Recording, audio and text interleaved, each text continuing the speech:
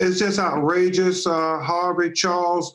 I talked with my co-counsels, my great co-counsels in Kentucky, Sam Aguiar and Lanita Baker, and we literally were shocked because it tells us the links that they will go to assassinate the character of Breonna Taylor now that they assassinated her in person with those 8 bullets in her body. And we are just, we are outraged, not just for Breonna's family, but we're outraged for Black Lives Matter. We're outraged for justice, just the things that people who try to protect the police when they do wrong.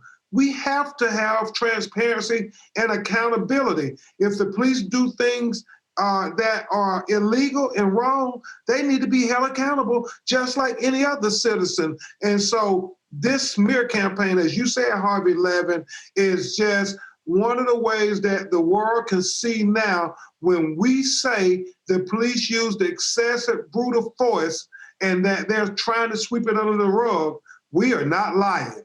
Ben, you know, obviously this plea deal came from the local prosecutors there in Louisville, but I'm wondering if this shakes the family's confidence, shakes your confidence in your dealings with Daniel Cameron, the Kentucky AG, who is, he says, is still looking over this and considering charges against the police officers involved in killing Breonna, and yet that hasn't happened. But I'm wondering if this does shake your confidence in dealing with the AG.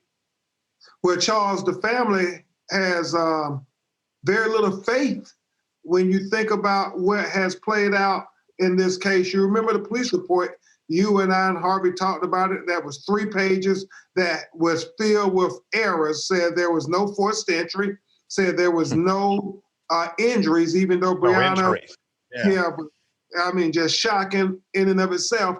And now you have them saying, well, we're waiting for these ballistics reports to come back. We're waiting. And they have the ballistics reports back.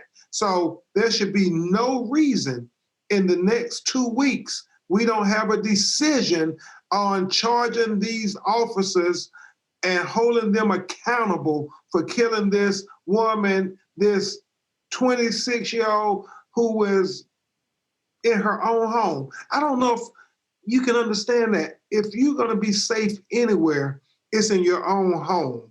And the fact that Officer Hankerson shooting from outside of the house recklessly and blindly into the house, you know, he doesn't know who's in that house, and he should be charged. The officer who lied on the probable cause affidavit, he should be charged. And it doesn't take a ballistics report to go ahead and have the probable cause to charge them, Attorney General Daniel Cameron.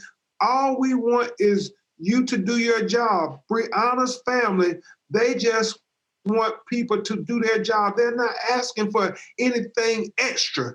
They just want justice.